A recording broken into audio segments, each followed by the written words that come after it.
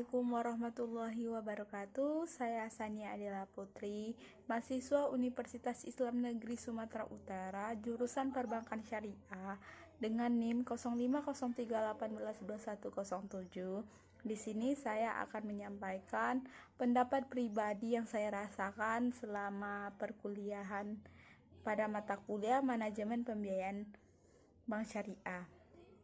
Perasaan yang saya rasakan selama menjadi mahasiswa Bapak sangat enjoy, seperti logo Bapak setiap kali masuk kelas, enjoy it.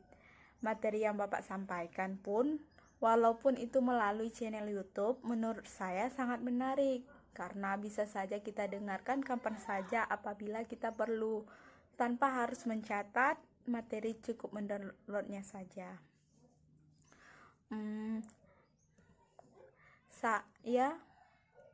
Saya tidak suka dari pembelajaran melalui Zoom atau Google Meet, yaitu sangat bergantung pada sinyal.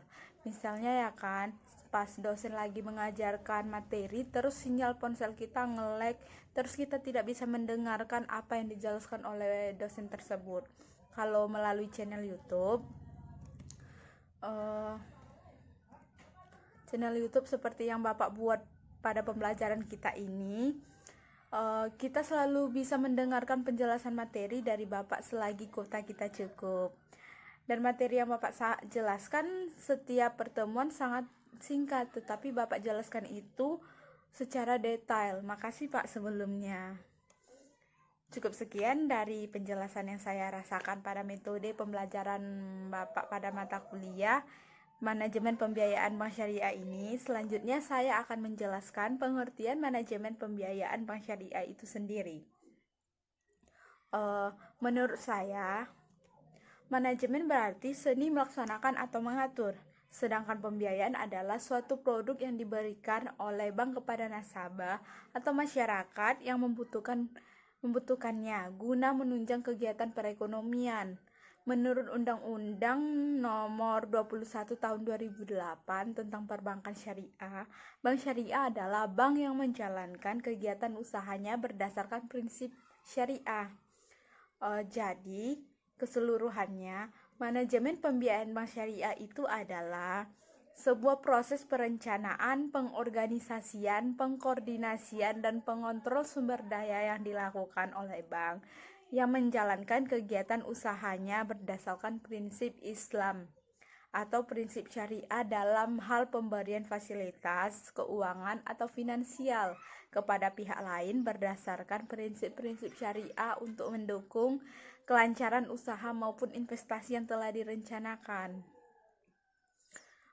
Di samping itu,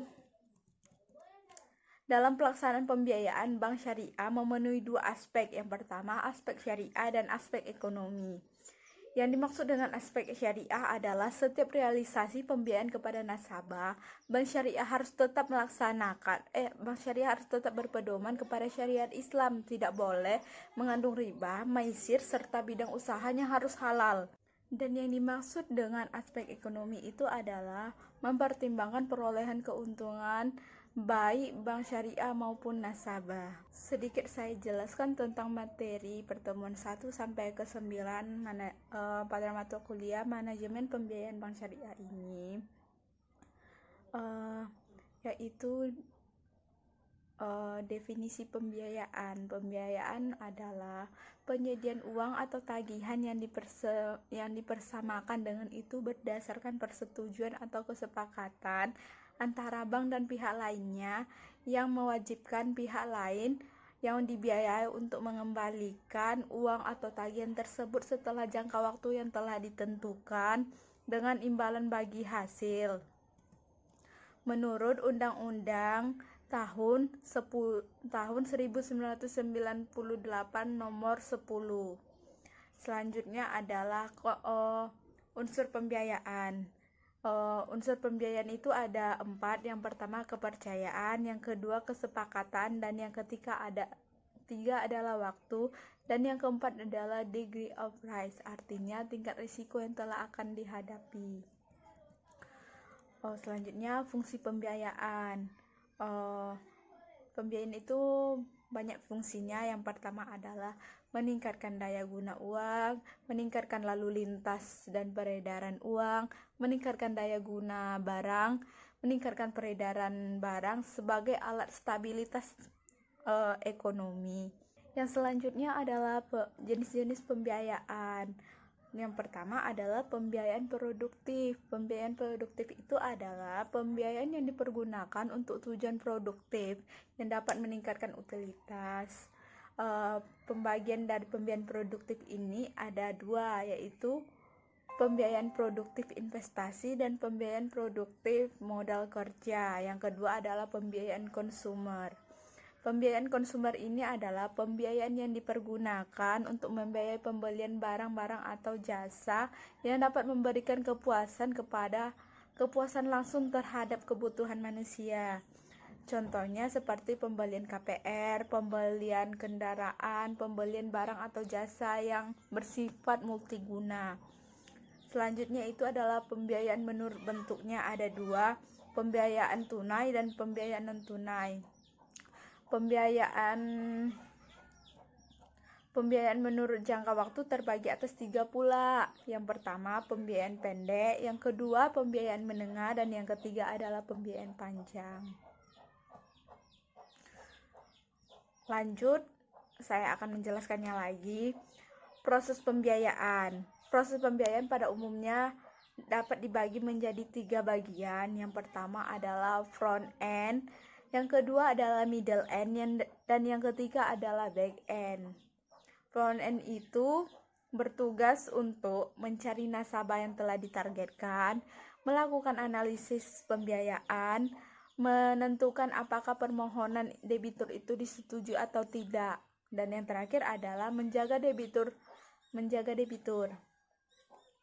Pada middle end bertugas untuk 1. Menyediakan infrastruktur pembiayaan. Yang kedua adalah melakukan administrasi pembiayaan. Dan yang ketiga adalah memelihara portofolio.